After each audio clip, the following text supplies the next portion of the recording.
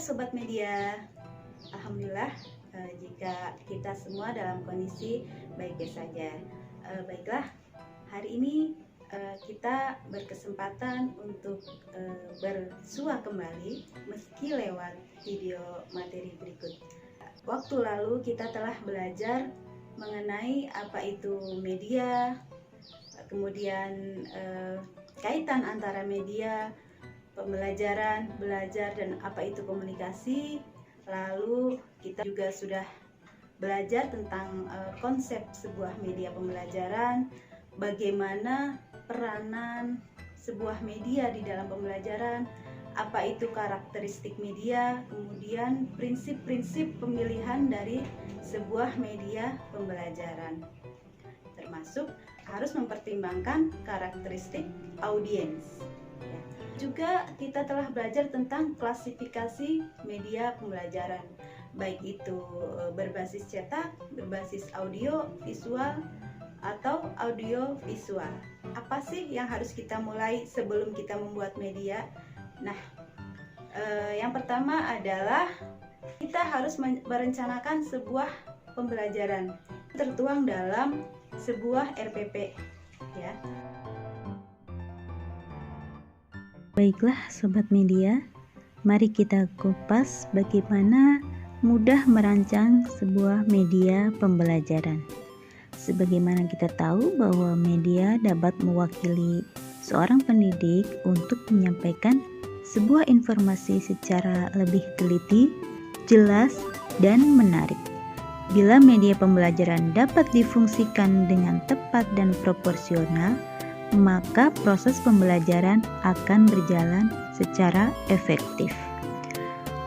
Perencanaan yang baik akan memungkinkan kita untuk memperoleh media yang baik pula. Perencanaan tersebut tertuang dalam RPP dan storyboard yang telah disesuaikan. Pada umumnya, sebelum kita membuat sebuah media, kita akan berpikir, apa dulu nih yang harus kita lakukan? Seperti mentok akan berbuat apa. Nah, lalu bagaimana seharusnya membuat sebuah media pembelajaran? Baiklah, jadi tahapan pembuatan atau produksi sebuah media pembelajaran itu ada 2 tahap. Yang pertama disebut sebagai tahap praproduksi. Nah, dalam tahap ini langkah yang dilakukan diantaranya adalah yang pertama need analysis. Need analysis ini adalah menentukan apa sih kebutuhan yang akan dicapai, dalam hal ini tujuan ditentukan. Berikutnya ada telaah materi, yaitu sesuai dengan indikator pembelajaran yang ada di RPP, Rencana Pelaksanaan Pembelajaran. Berikutnya adalah penulisan naskah media atau yang disebut storyboard.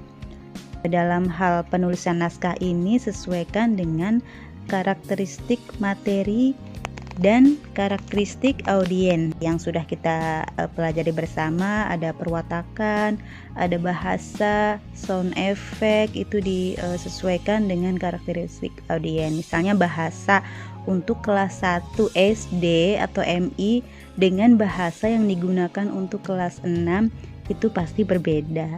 Demikian juga dengan pemilihan sound effect atau suara atau audio. Biasanya kalau untuk anak yang tingkat bawah, kelas 1, kelas 2, kelas 3 itu musiknya yang masih musik yang soft atau anak-anak sekali. Kemudian untuk kelas yang tinggi, biasanya musiknya lebih beda lagi. Ya, sesuaikan itu semua. Tahapan berikutnya proses pembuatan media pembelajaran disebut tahap produksi. Jadi setelah naskah atau skrip storyboard telah siap, maka skrip ini kita evaluasi bersama tim. Berikutnya dilanjutkan dengan menentukan aktor atau pelaku, siapa nih yang akan rekam suara, siapa yang akan merekam olahraga atau bernyanyi dan sebagainya. Kemudian pengisi suaranya juga siapa ditentukan, apakah pakai audio ini, audio itu, tentukan jenis musiknya. Berikutnya kalau sudah siap semua, latihan. Sebelum direkam secara real, latihan dahulu untuk melancarkan. Setelah lancar, berikutnya adalah rekaman. Setelah rekaman selesai, diedit, kemudian disesuaikan mana yang kurang, mana yang lebih, mana yang harus ditambah dan sebagainya, di mix dan segala macam. Jika sudah selesai, maka sudah jadi sebuah master ya, sebuah master. Nanti kalau master ini sudah sip, disetujui, master ini bisa di-share. Nah, biasanya kalau sekarang adalah di-share di sosial media, entah itu di YouTube, di Facebook, atau di IG dan lain sebagainya. Nah, tahapan krusial yang ada pada tahap praproduksi adalah penulisan naskah media pembelajaran. Nah, naskah media pembelajaran ini ada 2 jenis. Yang pertama disebut shooting script, yang kedua disebut storyboard. Nah, ini bisa dilihat perbandingan di antara keduanya. Apa sih kalau shooting script itu? Nah, shooting script itu biasanya kita membuat bisa sebuah tabel atau 2 buah box yang diisi oleh beberapa hal.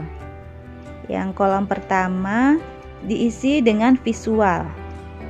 Ya, visual ini isinya adalah deskripsi. Deskripsi itu berupa tulisan tentang visual yang akan ditampilkan. Hal-hal yang akan ditampilkan itu apa? Misalnya kita akan menampilkan sebuah sekolah, maka di situ ditulis sebuah sekolah A terletak di sini dengan halaman yang sangat luas dan ada lapangan sepak bola dan lain sebagainya. Nah, itu ditulis, itu disebut visual. Nah, ke sebelah kanannya, kolom satunya berisi audio. Jadi tadi kan terdiri dari 2 kolom. Yang kolom yang sebelah kiri bisa diisi visual, kemudian yang kolom sebelah kanan bisa diisi dengan audio. Nah, audio ini berisi narasi dan suara yang diperlukan. Misalnya, ketika di kolom kiri ada visual tadi berupa sebuah sekolah A, maka di audio di sebelah kanan kolom satunya berisi suara, misalnya selamat datang di sekolah dan sebagainya. Suara musik ya, itu berupa audio. Selanjutnya storyboard. Storyboard itu terdiri dari 2 kolom juga. Nah, perbedaannya adalah dalam storyboard itu visual itu diisi dengan gambar. Kalau tadi pada shooting script visualnya diisi dengan tulisan berupa penjelasan. Kalau storyboard itu visualnya diisi dengan gambar. Jadi kolom yang kiri diisi sebuah gambar gedung sekolah berikut isinya apa saja di dalamnya, diisi gambar.